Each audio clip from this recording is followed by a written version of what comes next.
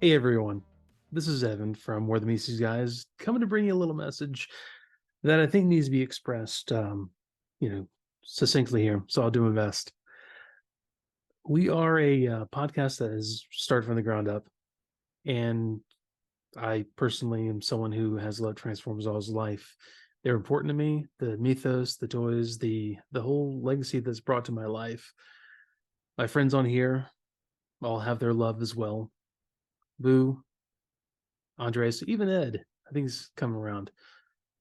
But if you could do us a huge favor, and if you're watching on YouTube, give us a thumbs up.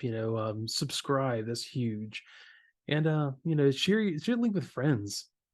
And if you're listening on podcast, give us a good review if you wouldn't mind. And send us a message, whatever. Come to the Discord, whatever you want to do.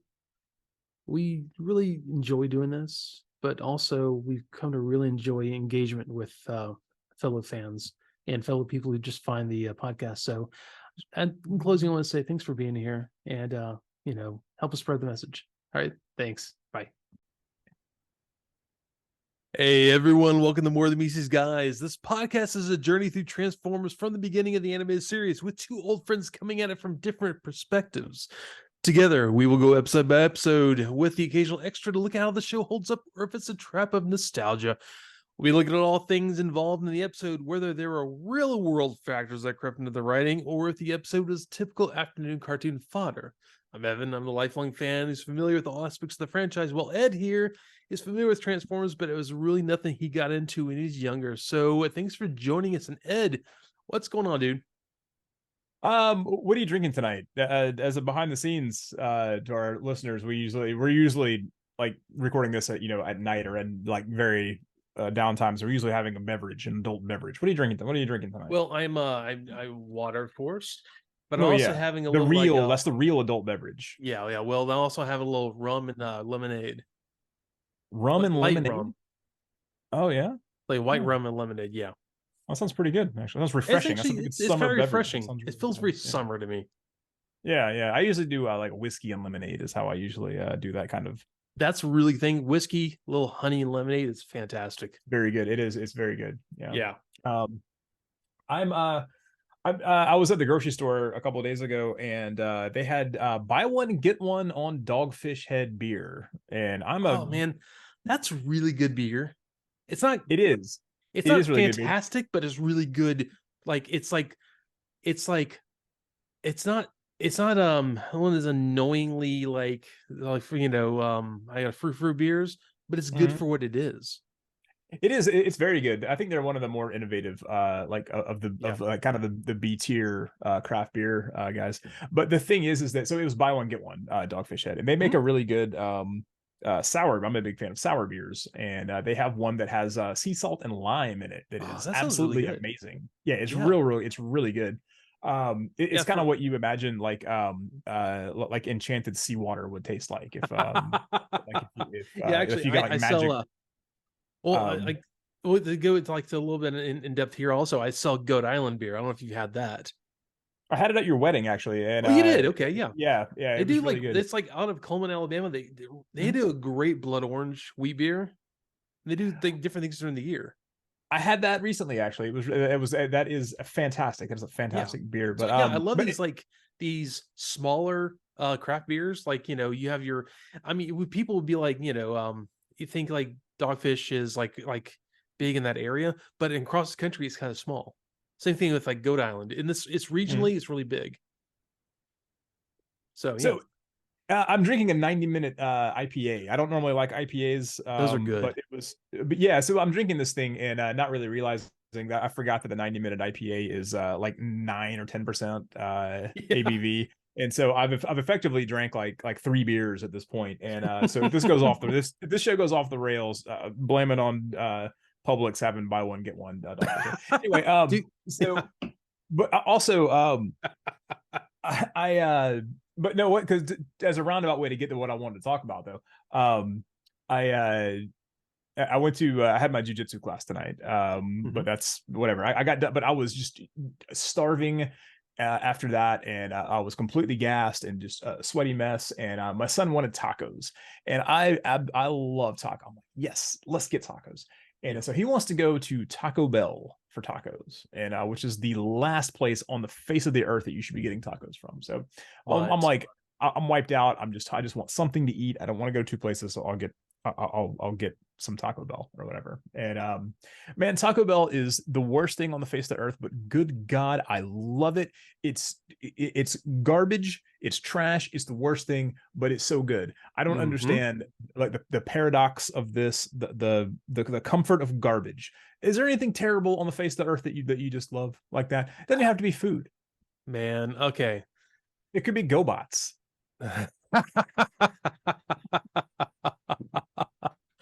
There are these things you love that are just like comfort things to you.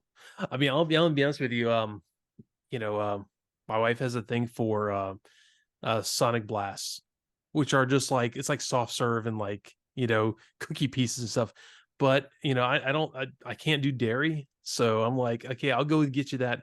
But when I go up there, I'm gonna get like a little like cheap double cheeseburger. I'm gonna load that thing down with jalapenos. I'm gonna be up all night miserable, but I'm gonna be so happy when I eat that. So I get that. And it's little things like those are comfort things to you, though, honestly. And I mean, people like, I don't understand people who like McDonald's chicken McNuggets. I think they're the worst garbage in the world, but people get into that. So I get that feeling. It's actually funny we're going to talk about tonight because we actually made tacos at the house tonight, like soft tacos, and we like the beef, and we got the refried beans, we got like guacamole, and but I gotta hold on. We got like at the store they have this like squeeze Ortega queso with like hot peppers in it, and then we got like, oh dude. Don't knock it. No, it's so good. It's like sweet. I'm not a huge fan of queso, to be honest. I don't even like it on my nachos. God, so good. Yeah, I'm not a huge fan of queso. But we also got like it's like avocado ranch. That was a Taco Bell brand. So that sounds fantastic. That sounds really good. It's so good. Ortega makes a really good street taco sauce. Also, that's I don't even know what it is. It's some kind of like a red like pepper sauce, and I love that. That it is the best sauce I think I've ever had on tacos. It's so good. Yeah, I had that too. So yeah. I mean, there's so many good things that are just garbage that are just comforts. I mean, really, man. Okay, I thought about this recently. I haven't had this in years. Like I said, lactose problem here. But do you remember going to McDonald's and getting those like the soft serve ice cream cones? Like it was like, but there's little tiny cones. Yeah. But dude, the cones when the ice cream like melted into it, and they're kind of soggy. That was the best flavor. I'm with you. It's top good. tier. Yeah, it is. But back to the McNuggets thing though, man. I don't know if people really like McNuggets as much as they like. I mean, adults anyway. Because I mean, kids just all kids want are chicken, chicken nuggets and chicken tenders. But the thing is, I think that once you're grown and when you want chicken McNuggets, I don't think you want chicken McNuggets. I think you just want a vehicle for the sauce that you get. Oh, 100%. You just want to taste sweet and sour or barbecue sauce. Oh man, 100%. But with that though, I've learned that Popeyes has great nuggets, but they also have a really good sauce. Like they have this Mardi Gras sauce. Yeah, Popeyes is good chicken, man. That place is great. I wasn't a fan of the sandwich. Remember the sandwich, the Chick-fil-A killer that came out a couple of years ago? It's still so good. But the problem is when I go to Popeyes, they all hate me there. I don't know why they hate me there, but they treat me like I'm like garbage. And I go, yes, please, choose my garbage. Just give me more of that chicken. That's how I am in there. It's like, yeah, we don't know you. Well, you're not my buddy or my cousin, so we're gonna make you wait till the end to get your order. But you're gonna thank me when you get your order, and they're right, 100%. Like that sounds like me going to a jewelry store. They think I'm stealing things and won't talk to me. Well, yeah, you do. Oh. Why are you in here? You're an instant criminal, but I'll tell you what. I'll tell you who else is a criminal though, and that's Megatron. Dude, it's so criminal. Good. But I mean, I love it. It is Decepticon Day. Decepticon Day. Megatron's Master Plan Part 2. Part 2 of 2. I'll get into it later, but I was hoping that it was going to be Part 2 of 3, but it was not. Dude, I gotta say, they went all all into this the drummer. Dude, have you watched the animation on the drummer? He's like it looks like Drumline, the movie. Like he is going. He was so Yeah, good. yeah, there was that guy that was a dude playing a trumpet. He was Uh-huh. playing, but there was a flute sound coming out of it, and so I like that. Okay. It's as you said, it's Decepticon Day. We have a banner. I don't know if the back of the banner was backwards or not, Yeah. like the Autobot Day one was. We've even got the Constructicons are here. These guys haven't been in any episode in ages. They're there. And they're walking with their guns in their hands. I What's know. with I know. that? Look, man, this is it's a military parade. As Also, Megatron said later on, it's oh god, this is a great pun. I'm declaring martial law, and I'm the marshal. Marshall. I'm like different kind of marshal there, buddy. But that was a Yep. good. I like it. I like it. It was good. But I gotta ask, man, but why does Sean Berger look like he's wearing his high school tux and it doesn't fit anymore? He He's is like got that schlubby. He he's looks got like that button undone. Tony Clifton. He does. Almost. Tony Clifton was always real disheveled. He looked like that. He's got the top hat on, and the tails on his jacket, and that button on his tuxedo is unbuttoned on the top, and Yeah, the man. bow tie is going around his neck, holding it together. Yeah, man. This dude's going He's out got for the he's had a frills couple on the drinks shirt before too. this. This dude got into some dogfish head before this, dude. He's had a Oh, couple beverages. this is like a weekend bender outfit. And man, did you see that kid in the Megatron cosplay outfit? That was so good. Was awesome. He was That's better than trash I see at conventions now, dude. Like really. you It guys have had was like so 40 years to good. top this, and you can't do it. You guys are still walking around with just painting yourself silver and putting Yeah. a poster tube on your arm with some duct tape, man. Come on, y'all gotta up the game here, man. This kid from the 80s is always is better than And you guys. this kid though, man, he was all about Megatron, but he also said, "Hey, I love you, Soundwave." He called out the boy. He It's knew, like, man. This kid knew what was up, man. And yeah, he knew that Soundwave was the man. right. Yeah. So Spike sneaks off though to go find the tape of some footage. I don't know why Spike keeps going to these events and then sneaking off to find the tape. This is the second time he's done this. Just don't go to the event, genius. Yeah. Like spend your time going. So you could have already had the evidence. You could have already done this and gotten everybody off the hook. But no, you gotta go be a cool guy. And it looks like the way it sets up. I mean, at first, if you don't realize what's happening, it looks like he and Ravage have been running the whole time. Like he's been trying to escape Ravage this entire time, and it's like he's still chasing him. so, Like look for any revolving doors, make sure he doesn't get caught. right, yeah, the way you defeat Ravage. He finds the tape with Starscream taking off the Optimus Prime costume, and it's hilarious because like in this clip of it, Starscream like lifts the head off like a helmet, and that's fine. But then the body, like the Optimus Prime body, just like splits in half. It's like And breakaway it's like pants. he's got like a what's that? It's like breakaway pants from that basketball. Yeah, that's what I was gonna say. He was like a breakaway tracksuit. He was like Yeah. Party Boy from Jackass. This was Yeah. this was great. He was Dude, that was the best thing is Starscream pulls down and goes, he pulls the whole thing off, dude. This was great, man. I love this. So Spike fights Ravage off like a lion tamer, and he's got the chair, and then he buries him in VHS. He buries him in a wall of VHS. Dude, I'm like, that's how you die, man. Like that I bet there's like Videodrome is in there. I bet there's oh, like Splash. man. There's a copy of Splash in there. Like there's several copies of Splash in there. Man, okay, like the thing is, people who are younger than us may not realize how heavy VHSs are. That's a lot of VHS. VHS, And those are VHS. that'll kill you. Dude, yeah, that's what I'm saying. That's that's the best way to go out. They're like, hey man, I'm buried in what I love, man. Look, there's look, oh, there's another copy of Romancing the Stone. Awesome. Oh look, Overboard. There's a awesome. there's a like a Raiders of the Lost Ark you taped off TV over like Bob Hope special on there. Oh, I certainly hope so. Tape over all the Bob Hope specials with Raiders of the Lost Ark. That's actually a real life thing that happened in my childhood. So oh yeah, oh, right my one of my great uncles was a singer in a kind of a barbershop quartet kind of thing. He was on one of the Bob Hope specials. Yeah. What? Yeah. He was like, well, he was part of a like kind of barbershop quartet who was like former enlisted service member. Yeah, he was on a Bob Hope special. When I was younger, I taped over the Bob Hope special with I can't remember what it was. It was probably something like Raiders of the Lost Ark, and they were like my mom was a little mad at me. But yeah, the true story, Yeah. man. My uncle, it was my Yeah. uncle. God, it's not George. I think it's Uncle George. Yeah. No kidding. Anyways, yeah, Oh, that's on the pretty Bob cool. Hope special. Yeah, a little side note there. But yeah, I hate that I've known you for 25 years and you're just not telling me this. Dude, this brought back a memory. VHS tapes like that brought back memory. So we're not just cultural archaeologists, we're also personal memory archaeologists. Oh man. However, Seriously. speaking of cultural archaeology, oh my God, Evan, we now get a scene that is on par with the Autobots surfing. They've done it. This is absolutely tied now for my favorite scene in all of the Transformers milieu. Okay, Yeah. so there's a teen dance at an arena. We pan over and we've got some 80s teenagers doing bad white people dancing. And note that's because there's nothing but white people in this entire dance. This is an all white person dance. So Okay, there's no one. I think there might be an Asian girl in this later on at the very end. don't defame her like that. I don't know. I don't know if I couldn't tell if she was Asian Heavy or eye not. makeup. It may have been eye makeup. I don't know.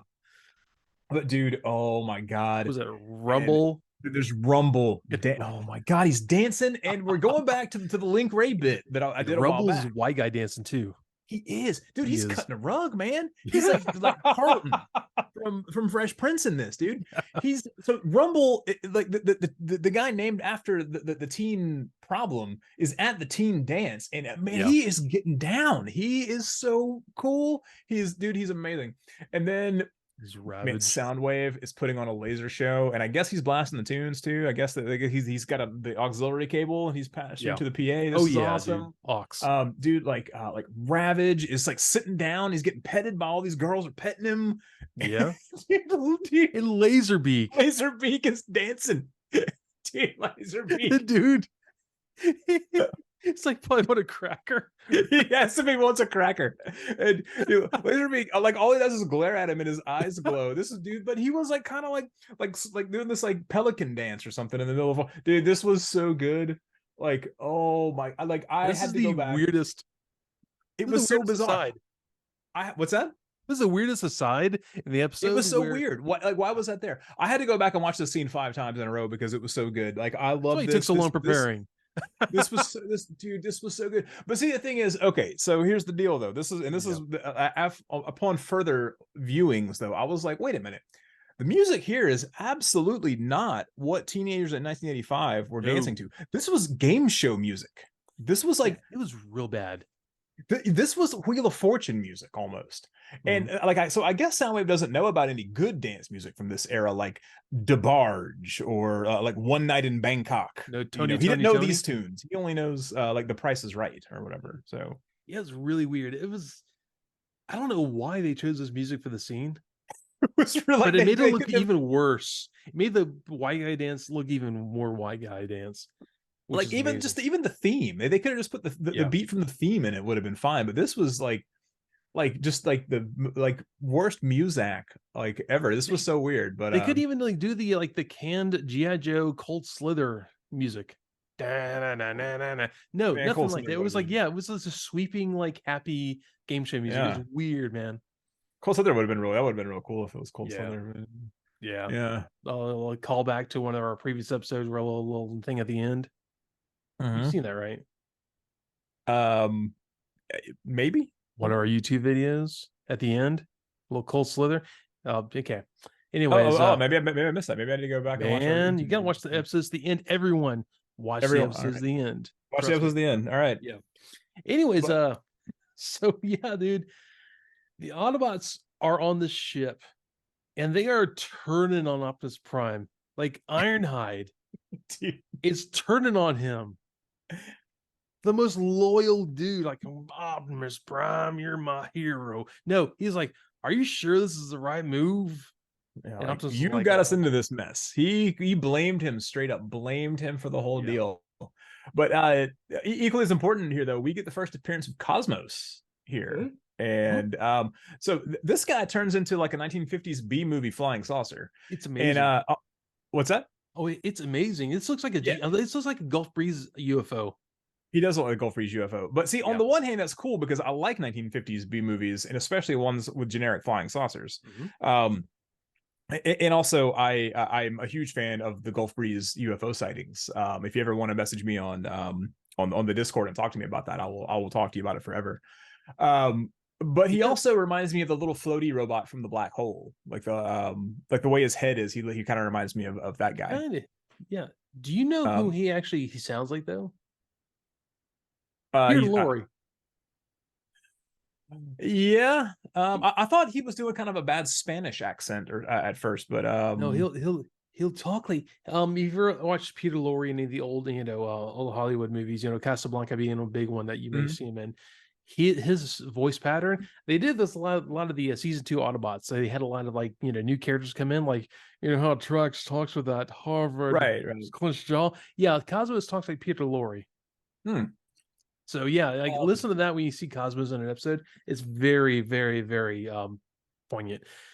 So Yeah. on the one hand, I like him because of those things, but on the other hand, he just seems like he's a Perceptor level geek, and Yeah. also he spins when he flies, and that's really dumb. So I've just decided that I don't have any time for this guy, and I've completely written him off. I have no use for Dude, Cosmos. did you notice the billboard on the side of the ship that burned off? Like the Burger Inc. It's like if you put Mhm. like Elon Inc. on the side of the thing and burned off. It was like the worst billboard on the side of a ship going into the sun.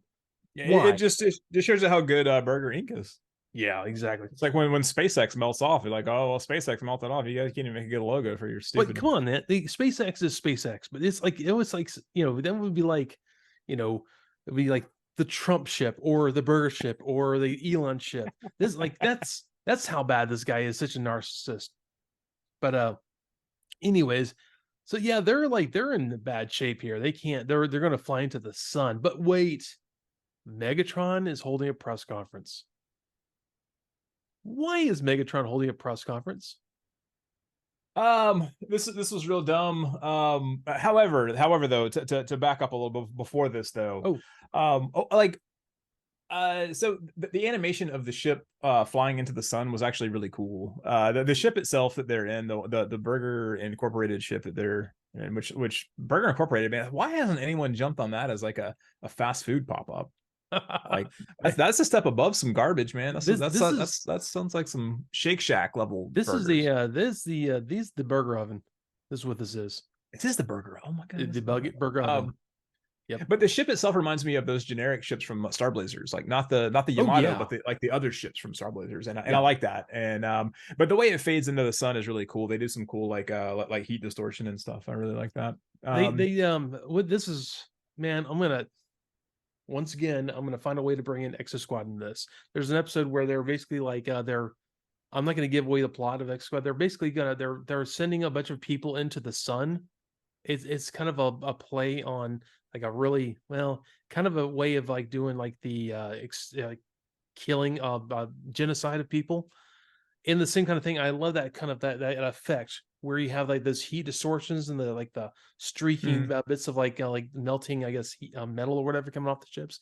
They did this Mhm. really well in this as well, and I always loved seeing that effect because it's one of the things.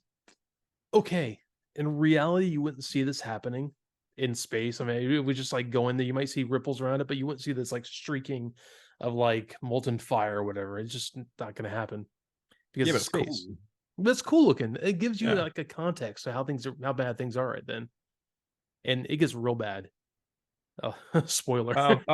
Also, prior to the press conference, there's a kid that wants to. He's coloring a picture of Megatron, and this is I hope this is the kid from earlier in the cosplay. I hope it's the same kid. I 100% think it is. That's totally I him. really in my head canon is that it is the same kid, and he's But just this big a fan of Megatron. But the thing is, I wonder how the kid is in like 10 more minutes in the episode when he realizes he's been betrayed and they're all being enslaved. Spoiler. Mhm. And, and then he's like, his dad's like, yeah, your hero is screwing us all over.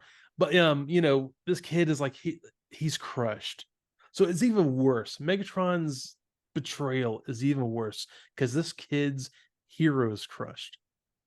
Do you Think how think that bad he that was a is. fan of Optimus Prime before this? Do you think he like colored Optimus Prime stuff before this, or it was just he just didn't care about Autobots and I he don't was like, know, man. Maybe but he, then when the bad guys came out, he was like, oh, these guys are where it's at. yeah, maybe I don't know, maybe so. Maybe he like secretly harbors that love for Megatron and the Decepticons to this day. He's just like, man, they were misunderstood.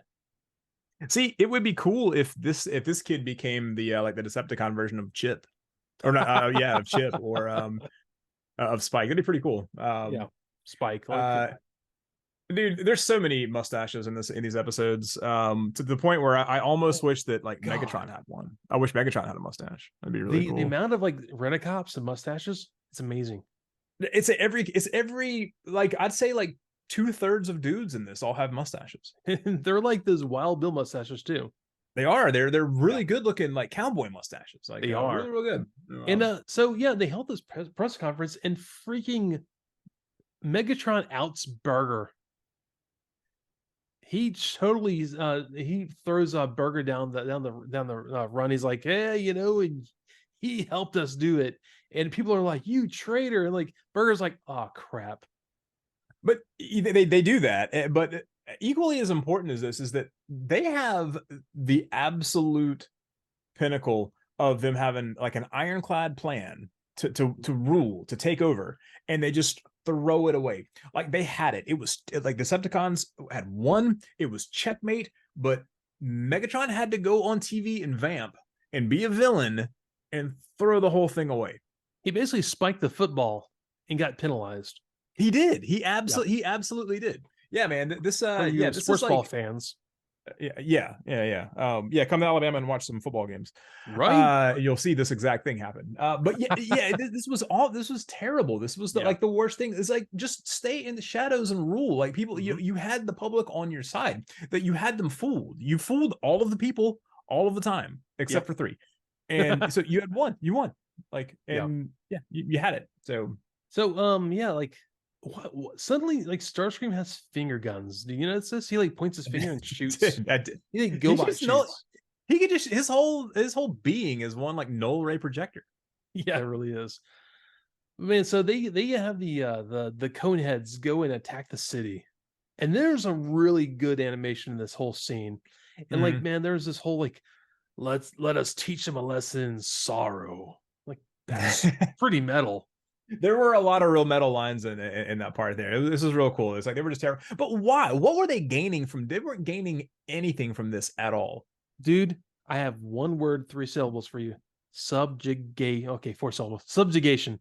How many syllables was that? Yeah, Four syllables. Yeah, anyway. Yeah, but I mean, like they had control. They were in control. They could like, okay, we need people to harvest energon, like because all they wanted was the energon. Like, okay, fine, we'll pay you money to harvest the energon. Mm-hmm. Man, whatever. Why were people working in business suits? I have a note, dude. There's guys wearing full suits and ties, like Take hauling off your tie.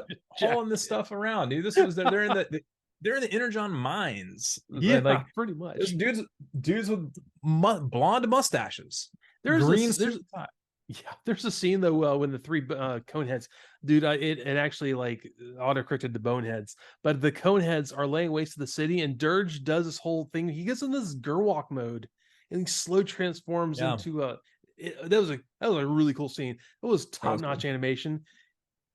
Man, Megatron dubs the city Megatronia 1. Megatronia 1, and more to come. That is the worst name. Megatronia? Megatronia. Yeah, man. What would you call it? What would you call it? Terrible name. Over you. New Cybertron. New Kaon. Just give it a cool name. Not like we don't know the names of any. Okay, canonically, we don't know the names of any cities on Cybertron at this point. I don't know the names of any cities. Even now, I don't know the names. Yeah, there's lots of really cool names. Sheol. There's Polyhex. There's. Okay, sorry. They haven't said any of this stuff on the thing. But see, okay, so these people are working in the energon mines here, and the mayor's job, and I think Spike's job, is literally just to move 2 switches up and down alternatingly. So this is very Warhammer. Do you know what a servitor is? You ever heard of a servitor in Warhammer? I have heard of a servitor. I was listening to a lot of Horse Rising today. It was really good. Oh, horse racing is real cool. Oh So god. servitors are people that were like on like the verge of death, or they were like they had lived, their mortal lives were basically done at that point. But so the Imperium, and I think that the Mechanicum, it was like a part of the Imperium in Warhammer.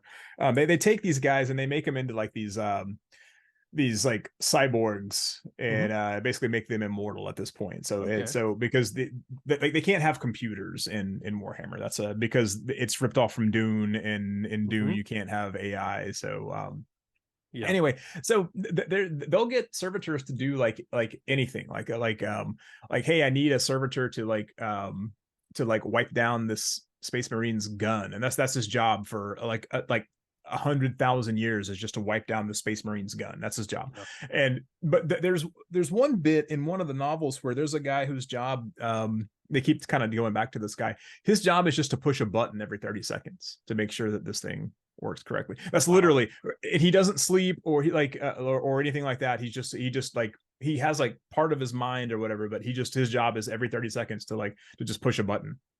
And just push a button like day and night, push a button on this giant spaceship. And so this really reminded me of that, where it's like Spike's job was just to move these switches. That was just Actually, like, sorry man, this is what you're gonna do until you die. It's just Burger, all of them. They were like, you were, I guess they were getting the generators going all the time. But dude, what the generator would he keep going? Like what kind of, what was this, 1920s? Like, are you cranking up a car with a lever on the front? Dude, this is a bunch of silliness. Burger has the best, like, very like waxing poetic lines here. I saw the Autobots streak like a silver bullet towards destiny. I saw the Autobots die in a cosmic funeral pyre. Dude, what? Did his hair turn blue at some point, or was it always blue? It's purple. Yeah, it was purple. Did it turn that color, or was it always that color? It was always that color. Oh, okay. It's like he was like a Zentradi, like a balding Zentradi. Was he Nightcrawler? X-Men? I never saw him disappear, but it's not saying he didn't disappear. I say, hey, he might have 3 fingers.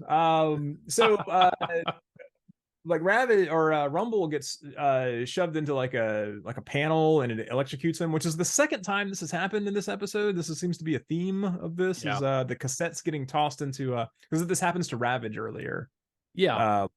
When he fights Spike. But so Chip has escapes this place, this factory, where his job, I don't know what his job was, because he was in laser handcuffs in a wheelchair. I don't know why he wasn't pushing a button, why he wasn't a servitor, but he couldn't reach the levers. He like hitched a ride to the Ark, and so he's hanging out talking to Teletran 1, right? And one of these jets crashes through the ceiling of the computer room.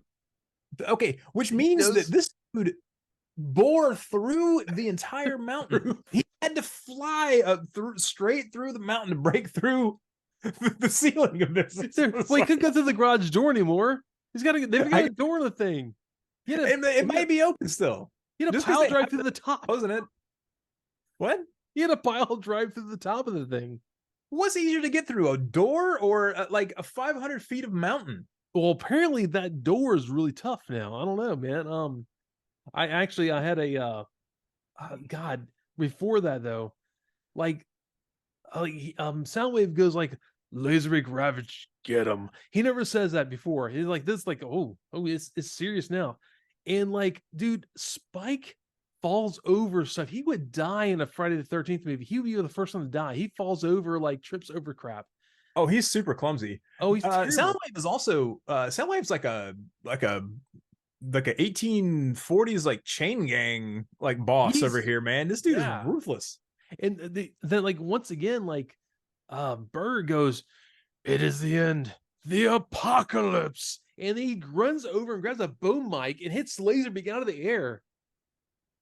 Yeah, where was this guy the entire time? And I gotta say also, I note Cosmos is terrible. Anyways, back to where we're at. No, man, this guy's so there's a big scuffle with Chip and was it Thrust? Was that who it was? Yeah, Thrust went through the ceiling. Okay. Yeah, so Thrust destroys Teletran 1 and takes Chip back to the Energon mines. But like Chip is more broken up by Teletran 1 getting destroyed than he is by being a slave to a robot race. Like, It, oh, the computer, oh my god, like brother, you are permanently enslaved to robots who just don't care about you, and you're more concerned with a computer which, given the right circumstances, would have also enslaved you. oh yeah, totally. So yeah, I say he says like I shouldn't have gone to the Autobot base. Teletran 1 wouldn't have been destroyed. Did he miss every Dinobot episode? They Where are the destroyed Dinobots? Teletran. Oh, Where are dude, the I don't Dinobots know. anyway? Couldn't they have unleashed them? They're All probably in that closet. They're probably they're all sleeping in that closet. Yeah, they're in the closet waiting to be summoned or something. Yeah, Like, like moshing in there like they always are. But yeah, he's broken up about Teletran 1 getting destroyed, but that saved the day. That was him. That whole thing saved the day. That got the it unlocked Cosmos's guidance systems, which were locked to fly into the sun. So. Apparently, that's why he's terrible. By the way, where the hell did the ID4 like jet squadron come from? They are like fluorescent green and purple jets. And all the pilots are dressed like the helicopter pilot from the last episode with like a purple and gold like tracksuit. Yeah, their helmets all had a yellow trim around the around them, and I thought they were all like Roy Fokker from Robotech. I thought they all had like that blonde hair sticking out of it, but it was like the helmet trim. But Starscream goes to fight these guys, and he just flies through the roof also. So all the jets are flying through roofs in this. There's a window right there, and he transforms and flies through the roof. Why should he have to bother with a roof? When the Decepticons take off, though, there's a purple and white guy with a weird sword here. Who is this guy? That's Blitzwing. That's Blitzwing? Yeah, so it's weird, man. There's another scene in this episode where he's holding a sword and his gun. Like they looked at this toy. Okay, that's how he should stand. He never holds a sword like that. And I can't remember another episode he does that. He holds a sword and a gun. That's his toy. I mean, you look at an image of the comic version of him from the Transformers universe. Basically, universe is like a tech spec, explain who each character is. And that's how he stands. He stands like this with a sword and a gun. But that's how he shows up in this episode. And he's running like with a sword and gun. He transforms and flies off. Yeah, that's Blitzwing. Is the most awkward looking standing he's doing in this episode. I don't know if someone just gave here animation samples, draw them like this. And they did. Yeah, I mean, I wish they would have addressed who the guy even was. It was just kind of out of nowhere. This is I guess this is the first appearance of him. He's in the intro reel, but he's not. But we haven't seen him in Donabot Island. I think part 2. Is he? Yeah, I think you might be right. I think real brief though. I think you might be right. Real brief. They're really weird about season 2. Like they'll just throw random Transformers in an episode, and you gotta say okay, is this out of order? Which yes, it is. That was my question. Is this out of order? So, man, season 2 is so out of order. We get some really cool dogfights with this. All of the Seekers are together. There's there's all 6 of the Seekers and Blitzwing, but they're going against these regular jets they look kind of like F-101 Voodoos. They have like dual engines and then T-fins, and that was pretty cool. And they also have the I'm trying to think of the have a wing, and they have these almost pods, almost like fuel pods on the edge of the wings. Mm-hmm. You know what I'm talking about?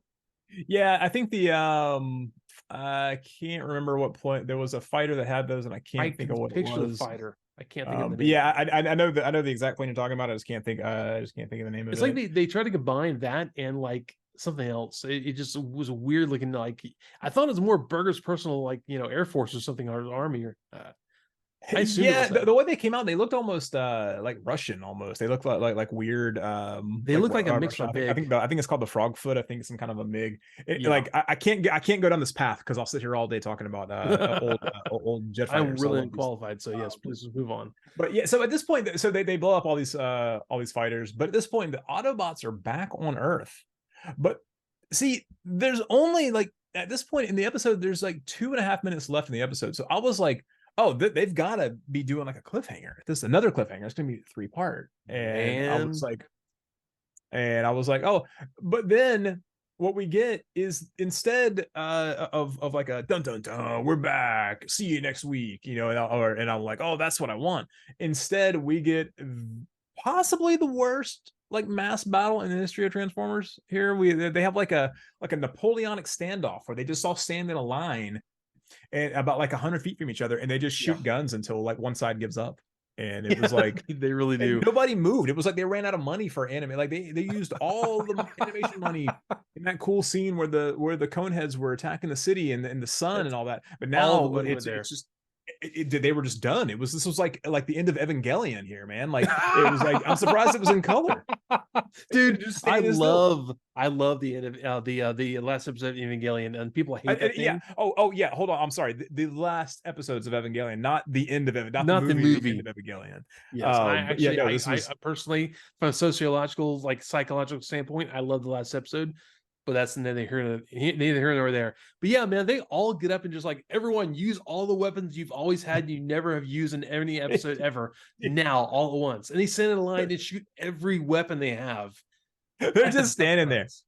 They're just dude, nobody's dodging, nobody's using tactic. It's just literally just like Shoot everything. it would do dude, if this was if there was a Veritech, he would shoot like 5,000 missile pods. oh dude, it would And be a total Macross missile swarm if that oh was my the case. god, This is but dude, this is just like watching like a like a like I got like Waterloo or something. It's like literally just like first rank fire, second rank fire.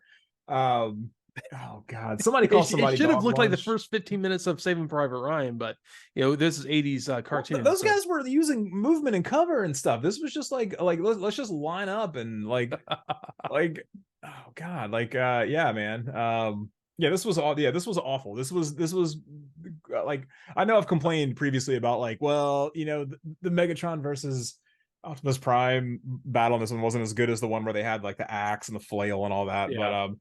But normally you get like stuff's happening, but this was literally like it was just a battle line versus a battle line, and guys, like there's rocks all around you. You could have done something or other. And apparently they were outnumbered, the Decepticons, but they weren't. No, I don't know who's counting the numbers here, but how are they outnumbered? Yeah, they just kind of pan over and like all the Constructicons are like wiped out. They're all Man, they should have made Devaster. They should have made Devaster. Why wouldn't you form Devaster? Good lord, that should be the opening hand. That should be the first thing. That's like your wild draw 4. You just drop it right off out of the gate. I pull all my land and I make Devaster. Terrible tactics. Where are the Insecticons at? Why are the Insecticons here? They should be helping the Insecticons are hanging out eating like crops somewhere in like in El Salvador. I don't know. Malaysia or wherever. Well, yeah, there you go. Bali.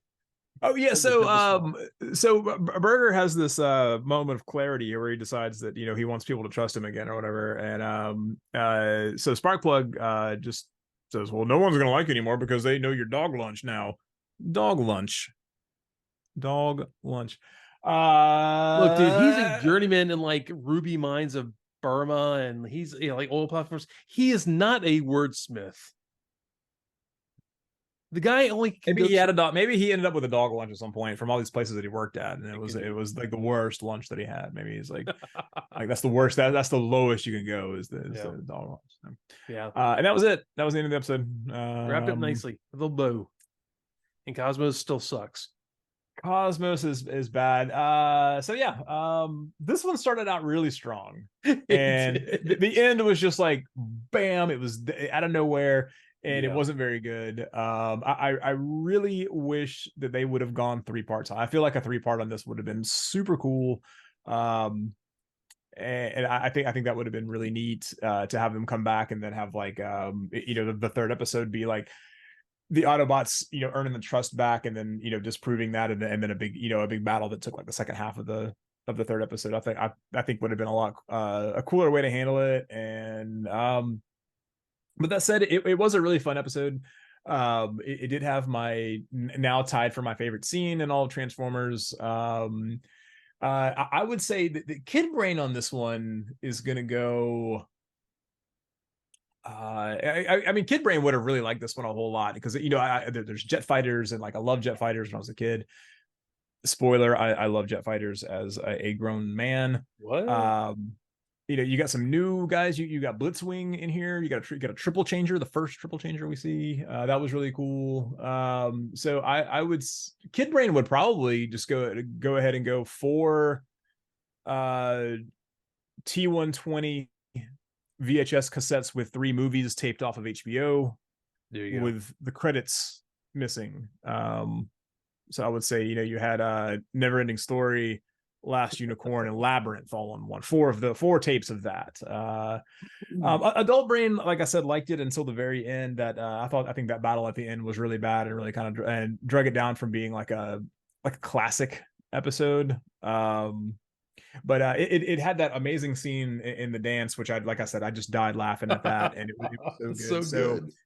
So Adult Brain here is going to go 3.5 awkward 13-year-old boys standing on the wall waiting to go and awkwardly sway with a girl they kind of like out of 5. That's a very specific score. You know the dance I'm talking about. I do Evan. know You exactly know the exact dance about. I'm talking about. I know exactly the dance you're talking about. Dude, like, okay, so this is a 2-parter that I really like, and I forget why I like it until I watch it. Man, I am totally thrown by like the waxing poetic Burger in this episode, and it's amazing. And he's like lost his mind. Like, it is the end. The apocalypse. Like, dude, okay, where were you the entire first episode? That is amazing. Like the whole, I saw the Autobot streak. He sounds like Roy Batty from like from God. I'm blanking from Blade Runner. Blade Runner. Yeah, he's like, yeah, no, he did. Streak, He did like sound silver like bullets that, like... towards destiny. I saw the Autobots die in a funeral pyre. That he's Roy Batty all of a sudden. Where was this guy the last episode? I would have liked him so much better. But that said, where's this guy in every episode? Like, right? Can I get more of this guy? I would love this guy to show up again, like the way he is now. But yeah, man, the subjugating of the humans and people like having to be forced to work in full business suits, and the whole it was so good. Oh God, I can't even understand why that was happening, why it was made me laugh so much. But yeah, the discotheque, that discotheque was so awkward. I call it a discotheque. It was like a high school dance. Is all that was. It was like, no, that was like a high school church dance where it's even more awkward. You get Boogie Incorporated to play a DJ it. Did you know that my mom was a DJ for Boogie Incorporated for like 15 years? Really? Yep. Wow. Yeah, that's a real deep cut for even for Pensacola there. If so, the rest of you guys out there, I'm terribly sorry that you guys had to sit through that. So, but yeah, as a to give you some context, though, there was a local DJ company here called Boogie Incorporated, which was run by the Boogie Man, who would he would pop up out of a coffin and then play like the high school. He would DJ the high school dance. Yeah. His name was David. His name was David. He was a really cool guy. Oh wow, I never saw that. They'd show up to like do school dances and church dances, which I was very active in Catholic church stuff in my mid times in high school, and they always DJ'd the church dances. Boogie Inc. I never saw the guy come out of the coffin. That would have been amazing. I would have liked that so much more. Yeah, he looked like a mix of like David Crosby and Svengoolie. Oh my God, that's what he looked like. Oh my God, I would have loved that. Yeah, that's amazing. Yeah, he would come out of the coffin. It was like a really bad B movie host from like your local UHF channel. So if anyone out there is old enough to remember those kinds of Elvira or those kinds of I would have been, he did that kind of deal. So he was a super cool guy. He was a great guy. So the Boogie Man. That's really cool, man. I never saw that. I'm really disappointed I never saw that. That's wow. That's an amazing deep cut, and I feel so disappointed I never saw that. Yeah. But man, I love seeing the Coneheads wreak havoc in the city. It looked like it was like Chicago, but it was Central City. And it was just really cool seeing them go crazy, and I didn't need the Autobots in this. They showed up at the end to tie up like a nice little ribbon at the end of the episode, and whatever. It was the whole thing. It was like seeing the Decepticons enslave the human race. To me, that was worth it. To me, that was worth 3.5 Bob Hope specials taped over by a cable Raiders of the Lost Ark of my childhood, and pissing off my parents because I didn't get to see my Uncle George on the Bob Hope special anymore because of that tape. Out of 5. So Hey, yeah, that's did this episode remind you of V? You remember the show V? it. Kind of did. We all like, hey, we're friends. We Yeah. you who was it, the poster? I love the poster. We had the alien with the sunglasses, like having his arm around a family. It was two old people, and it said our friends at the at the bottom. Yeah, that was I like that show a lot. I really like that show a lot. If you guys out there haven't seen V, I think there's like 4 different versions of it out there, but like the original miniseries from like the 80s is the best. So. And if you ever you're a fan of Nightmare on Elm Street, um what's his face who played Robert Englund was Robert Englund, yes, he plays Willie on that, who is like the right. like kind-hearted. He wants to be human, or he wants to let people hang with the humans and stuff, but he's an alien, and the whole thing. It's really endearing. It's really good, and it's the best part of 1980s soap opera slash I guess primetime drama acting, plus actually pretty good special effects for like primetime drama. Yeah, it was definitely like I don't know, like if you took oh man, like Red Dawn and Yeah, like Falcon Crest and smashed them together, but then like with some and weird like put a Nazi little Twin alien. Peaks in there. Yeah, I don't know. Maybe I can maybe see a little Twin Peaks in there. I don't think it was like the weird stuff was like I think I don't know. It wasn't like weird just because the creators were weird. I think they were being like, hey, let's put an alien woman in here eating a parakeet. Well, dude, the alien woman eating a mouse. Like it would be like, they would drop. They They just would did pull and it was like I'm like, oh come on, because I remember there was one like where the last scene was like that same woman went into like a bird cage and took a parakeet out and then like bit its head off, and I'm like they're like tapping into like some Ozzy Osbourne business with that probably. Yeah, I don't know. Man, ripping off the Oz, man. Mm-hmm. If you guys I guess they did the I guess the redo of it had the was a Marina Baccarin of people who love Firefly, and people who love Deadpool movies. She was Marina Baccarin for those. She played I don't know who that, I don't think I know who that is. I don't love Firefly, so I did for a while, and I kind of fell out of love with it. I just got to the point where I watched it when it first came on TV, and I loved it. And then I think once everyone got to loving it, and I heard about it every second of the day, I stopped liking it so much. I became as related to Firefly. I don't know, man. I don't like Nathan Fillion, to be honest. There was a lot of talk Really? about him. Yeah, I don't like him. I don't like him in anything. There was a lot of talk about him playing Indiana Jones for a long time, and I won't have it. Well, he's apparently going to play Guy Gardner. Yeah, I guess I can kind of Wait, see that. like Guy Gardner's like the bloviating butthole of the Green Lantern Corps, so it's pretty appropriate. I'd rather see Seth Rogen play. I think Seth Rogen would be a good. I don't know about that. I don't know. I don't get this. Whenever I see Seth Rogen, I can't get it past like Pineapple Express stoner humor. Yeah, I think that works. I think that Well, like would work for I guess Guy Gardner though. So yeah, I don't know. I can see like Nathan Fillion mooning the rest of the Justice League, but not really Seth Rogen. I don't know. Maybe I guess Seth Rogen do that. So. yeah, right. Yeah. This is a rabbit hole that we will do an entire episode on fantasy. Welcome to a typical conversation with us. Right. Anyways, thanks everyone for being here. I'm gonna I'll put everything in the notes. Join the Discord. Give us some nice votes on on all your the social media platforms, your podcast platforms, YouTube. Check out the YouTube channel. You see us doing Well, at least see me doing all kinds of hand gestures because I can't sit still for a moment doing these YouTube videos. And anyways, y'all take it easy. Have a great week, and thanks so much for being here. You have anything for us, Ed? Nope, tonight I just have rollout. All right, sounds Twice good. in a row. Yo.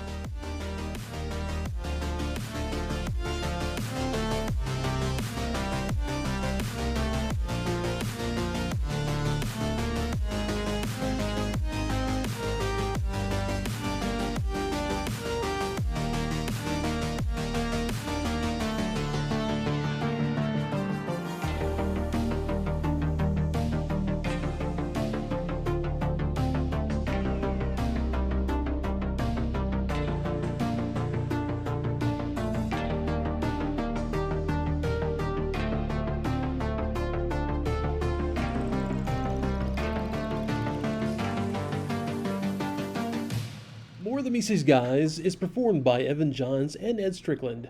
Research is performed by Evan Johns, Ed Strickland, and with special research done by Boo of the AxelonUnderground.net.